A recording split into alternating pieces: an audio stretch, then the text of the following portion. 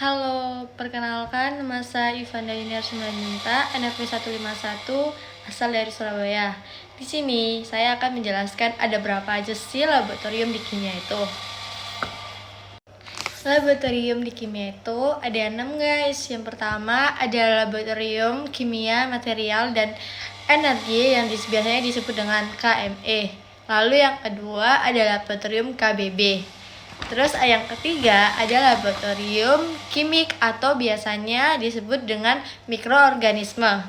Keempat ada laboratorium kibas. Dan kelima ada fasilitas riset membran atau FRM. Dan yang keenam ada laboratorium instrumen dan sains analitik yang disebut dengan lab ISA. Baik, di sini saya akan menjelaskan lab KME atau Laboratorium Kimia, Material, dan Energi yang berfokus pada bahan bakar fosil, keterbaruan material, perminyakan, dan pertambangan yang bisa diaplikasikan pada fotokatalis.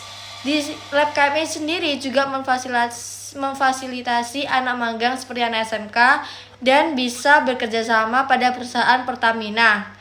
Kelompok KME sendiri itu ada alutsista, material maju, pengganti bahan bakar fosil, material untuk infrastruktur, dan kelestarian lingkungan efisien bahan bakar fosil.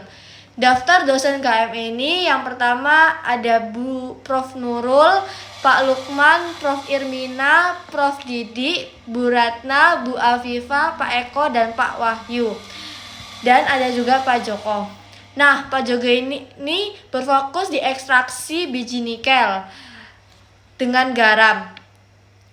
Sedangkan Prof Irmina itu berfokus di katalis lingkungan, Prof Didi berfokus di sintesis zeoloid atau material MCA, Bu Nurul berfokus di ilmu permukaan, dan sekarang lagi berfokus di bidang membran seperti air, gas. Bu Ratna berfokus di pewangi, biasanya sampel-sampel tuh dianalisis sebagai wangi apa gitu guys. Terus ada Pak Ekos berfokus di polimer, Pak Wahyu berfokus di katalis aplikasi energi lingkungan, dan Bu Afifa berfokus di rekayasa oksida. Yang kedua ada lab KBB atau Fusela. Fusela ini dibentuk pada tahun 2022 di bidang energi pada penggabungan geokimia molekuler. Dosennya ada Pak Trianda, Bu Yulfi, Bu Jahra, Prof Hamzah, Prof Ferry, dan Prof Aklus. Researchnya sendiri itu ada 6. Yang pertama ada the conversion, yang kedua ada the separation, yang ketiga ada the exploration, yang keempat ada the diversification, yang kelima ada the escalation, dan yang terakhir ada the commercialization. Ars topiknya sendiri itu ada 5. Yang pertama ada fuel exploration, yang kedua ada gas separation, yang ketiga ada after synthesis, yang keempat ada photocatalyst degradation, dan yang terakhir ada food activist. Nah, graduate-nya sendiri itu ada CNI atau Petronas. Yang ketiga ada laboratorium kimik atau laboratorium mikroorganisme yang berfokus di bidang biokimia seperti fermentasi, biodegradasi, biodekolorisasi, dan metabolisme yang dikepalai oleh Prof Adi.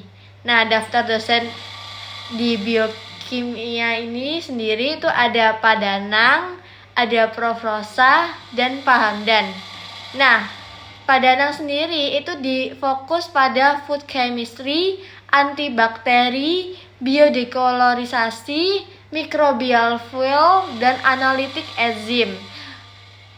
Lalu ada Prof Rosa. Prof Rosa ini berfokus di biokomputasi, biosintesis, biotransformasi. Pak Hamdan berfokus di bidang bioaktivitas, bioelektrokimia, dan mikrobial sel-sel. Dan yang terakhir, kepala laboratorium Prof Adi sendiri itu berfokus pada biodegradasi, biotransformasi, bioremediasi, dan perkembangan jamur. Nah, biasanya Pak Danang ini menggunakan alat-alat teknologi pangan dengan cara mengaplikasikannya itu seperti apa. Keempat, ada laboratorium Kibas yang dikepalai laboratorium yang bernama Prof. Marty yang berfokus pada sintesis organik. Lalu yang kedua, ada Bu Fatma berfokus pada bahan alam seperti obat-obatan atau jamu. Dan yang ketiga, ada Prof. Fahima berfokus pada senyawa kompleks. Dan keempat, ada Pak Fadlan berfokus pada bagaimana membuktikan pada suatu reaksi itu terjadi seperti apa. Yang kelima yaitu fasilitas riset membran yang biasanya disebut dengan FRM, yaitu didanai dari riset sawit pengembangan teknologi membran. Nah, dosen-dosen sendiri yang biasanya join pada laboratorium FRM ini ada Bu Nurul, Prof. Hamzah itu berfokus pada katalis, Bu Zeni itu berfokus di membran bioreaktor dan katalis, dan Pak Trianda itu berfokus di pemisahan gas. Fasilitasnya FRM ini sendiri juga baru dan tidak ada di laboratorium lainnya, seperti cetak membran, spektro, ovennya itu ada 2 yang bisa digunakan pada suhu biasa dan suhu di 60 derajat. Lalu ada reaktor, gas, dan tubular furnace. Yang keenam, yang terakhir adalah laboratorium instrumen dan sains analitik yang biasanya disebut dengan lab ISA yang berfokus di analisis, identifikasi, kuantifikasi komponen kimia dalam bahan alam maupun buatan. Topik penelitiannya sendiri itu ada 3, ada lingkungan, energi, dan alternatif. Yang dikepalai laboratorium yang bernama Pak Jarod, biasanya Pak Jarod berfokus di bidang forensik. Dan ada Bu Ita berfokus pengolahan limbah, Bu Harmami berfokus pada korosi, Pak Hendro, Pak Freddy berfokus di biosensosi atau nanoteknologi, Bu Kartika berfokus di pengukuran metode penelitian pada masa COVID-19, dan Pak Prapto ada pemisahan pengukuran kimia.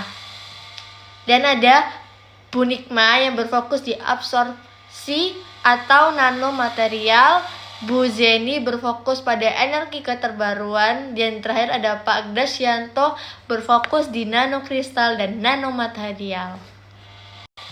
Setelah saya mengetahui 6 laboratorium di kimia, saya akan mengambil topik pada analisis manfaat kesehatan dari teh kombucha yang dihasilkan melalui fermentasi simbiosis bakteri dan jamur yang akan dilakukan pada laboratorium kimik atau laboratorium mikroorganisme sendiri. Sekian video dari saya. Terima kasih.